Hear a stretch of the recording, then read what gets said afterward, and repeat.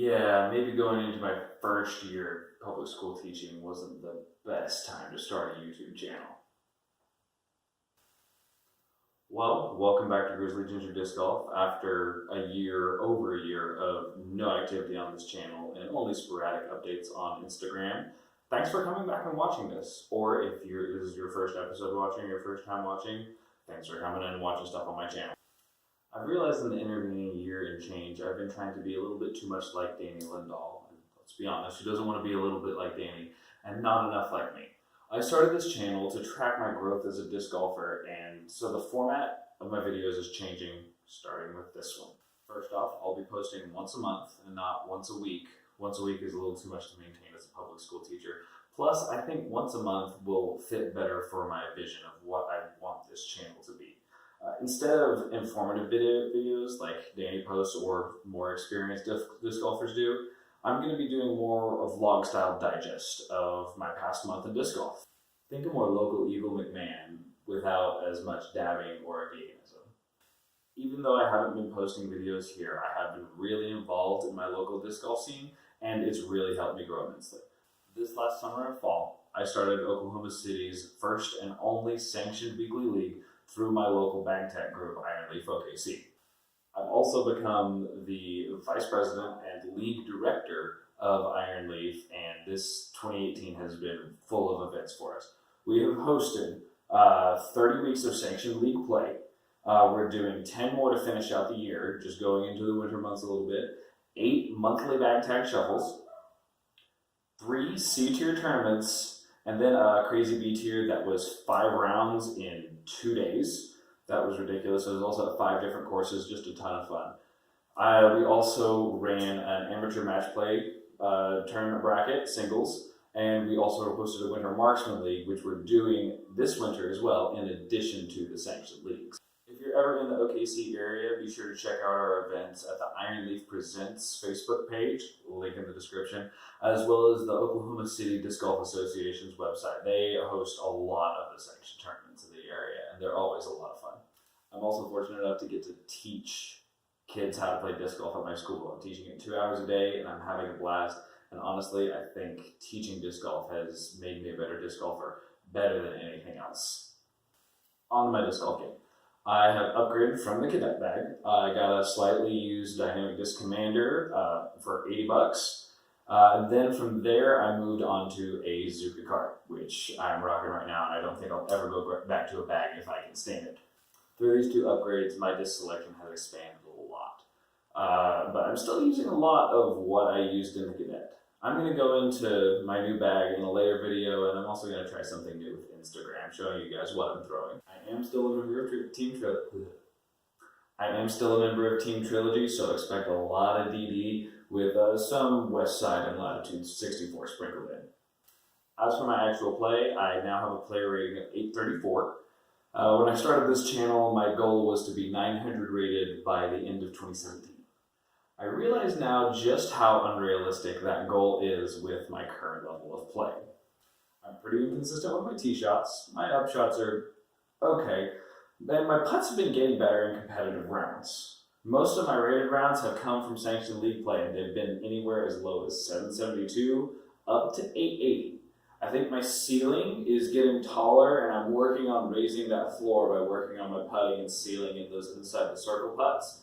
But I really think with enough consistent practice and building consistency, I can raise that ceiling even higher. I don't think I'm anywhere close to where I could be. I played a lot of sanctioned events this year, and my rating's been trending up. I've had most of my recent rounds somewhere in the 850 to 870 range. And so with all this in mind, my rating goal is now 840 for the second ratings update of 2019. Let's see, that's on February 26th. That will mean that I have all the ratings from this year's league, and I'll really get a really good picture of how I played during 2018 with that latest ratings update. I've talked a lot about consistent practice. Consistent practice is really what I think is the game changer when it comes to disc golf. It's not just going out in the yard and putting a little bit, or going out and doing field work for a little bit every other week, or even multiple times a week. It's about focusing during your practice time on specific things to improve, and really focusing on one or at the max 2 things you need to improve on. I'm no stranger to the gym and the necessity of scheduling your workouts if you want to make any appreciable progress. So starting this week, I am scheduling all of my practice in with my regular workouts. I'm going to be drilling specific things like taking the backhand throw and drilling that slowly, like really, really slowly. Really getting the mechanics and those firing patterns in my brain, and then taking it up to about half speed. And also a lot of putting practice. I've been putting a lot better inside the circle, and I think a lot of it really is due to having to teach disc golf. Like I said, I teach it 2 hours a day, and every day having to remind kids, follow through on your putt, point your fingers toward the pole, get that weight shift from the back foot to the front foot, pull the disc in close to your chest whenever you throw, curl your wrist in, let it spin out, tilt your wrist down like you're pouring a cup of coffee, saying all those things out loud over and over again that we see on the internet, that we see in videos, that we read in articles, that we hear pros say all the time. Having to say those out loud has really gotten into my head, and now when I get out of the course, I'm like, yeah, I should do those things. And it's helped my game immensely. Back to drills. Like I said, I'm drilling the form of backhand slowly, so I get that pattern smooth, and so that it's second nature. I'm also drilling footwork to make sure I'm lining up my shots correctly. I figured out since I was stepping on a straight line, I was opening up my shoulders too early, and then my shots were going way off to the right. Now I've got a more concrete idea of where my feet need to land to throw a straight shot. I've also started teaching myself how to throw with my left hand. Honestly, I think a left-hand, right-hand, backhand combo is way more effective than a forehand, personally. Time will tell, of course, and everyone knows the backhand, forehand combo is one of the most formidable in the pro disc golf scene today. I mean, even in amateur, if you got both a forehand and a backhand shot that are decent, you're going to be doing really, really well. And I can lean out from the woods and I can throw a forehand, but the potential for power with a left-hand, backhand shot, that seems too sweet to pass up. I've started drilling with the left hand just using a towel drill, and I've also started throwing discs with my left hand out in the field. Since I'm learning the left hand throw from scratch, basically, having to drill the opposite pattern of motor skills that I'm doing with the right hand, I'm also hoping to get a little bit more insight into the backhand form since I'll be building it up from scratch. For putting, I'm really just getting out there and drilling my routine. I'm taking the advice from Robert McCall, Disc Golf Answer Man. A couple of his tips have really helped me out a lot. I'll go into those here in a minute. But setting down my mini, getting in my stance, taking the practice swing I take in a round, and then putting and drilling that over and over, picking up my mini, even if I'm putting with multiple discs, picking it up, setting it back down, and getting into position. That has really helped take away the stakes, really, of putting during a round. Because now it's just another putt, and I have that confidence from drilling that routine over and over again.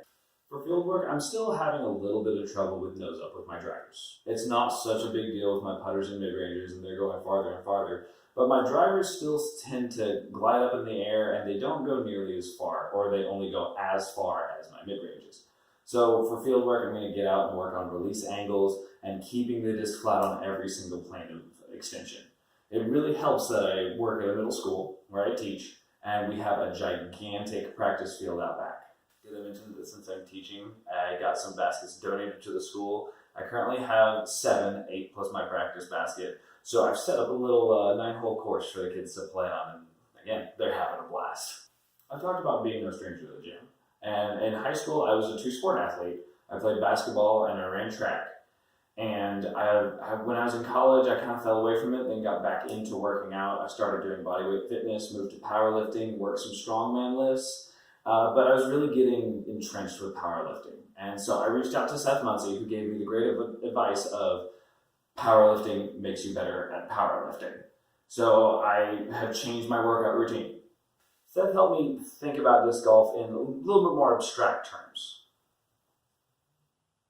Seth helped me think about disc golf fitness in a little bit more abstract terms, instead of giving me a hard and fast program to approach. And let's face it, if he did that for one person, then everybody would come running to him for one, and he would never get anything done with disc golf strong. He helped me think about the kinds of exercises you want to do whenever you're training for disc golf. Powerlifting and strongman are what we call bilateral exercises. You're working both sides of the body at once. So now my focus has shifted to more unilateral exercises, working one side of the body at once. This also helps with bracing your core and helping with the anti-rotational force that you need for disc golf. Anti-rotation is just a fancy word for holding everything solid whenever you get the disc into the power pocket and then being able to release it as fast as possible. So shout out to Seth for that help. It's awesome that the disc golf world has him as a resource.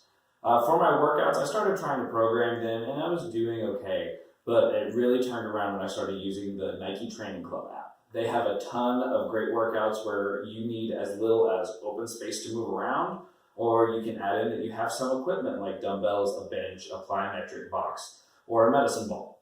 And adding in that to the app actually changes the workouts it gives you. It has a ton of unilateral work and a ton of anti-rotational stuff, and the best thing is it scales to your difficulty level. If you're honest with it about your fitness level and how much you work out per week and how much you want to, it will build a program that will gradually increase the intensity that will hopefully keep you injury-free. Okay, so the world of disc golf is mostly self-taught. In order for progression through the sport to work, like I'm trying to do, there's some tools that you have to employ. Since disc golf is mostly self-taught, you can find some local pros or some more experienced player that can help coach you a little bit. But the most important thing I think I've ever done was film myself. You may not be able to see what you're doing wrong with complicated backhand forms, so it is important to get another set of eyes on it, even if it's just a friend who plays. They might be able to see something that you haven't since you're biased and looking at yourself throw. Danny posted a video a little while back of a checklist that he goes through whenever he critiques someone's form.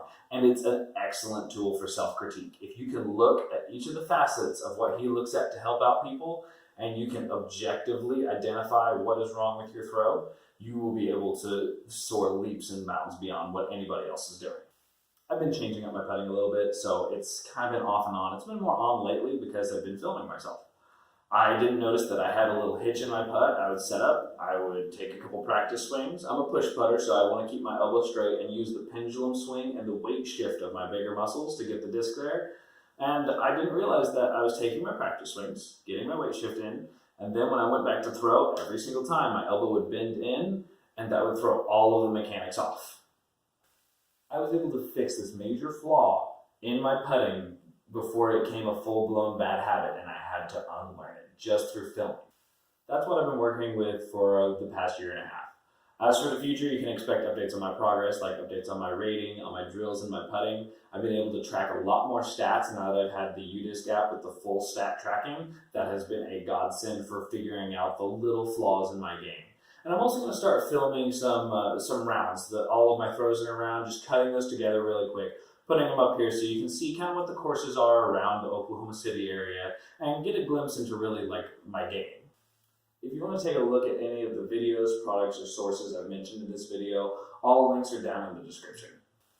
Be sure to follow me on Instagram at @GGDiscGolf for more frequent updates. I kind of nerded out the other day when KJ Naibo started following me. And I don't tweet very often, but if you want to, you can also follow me over at @GGDiscGolf.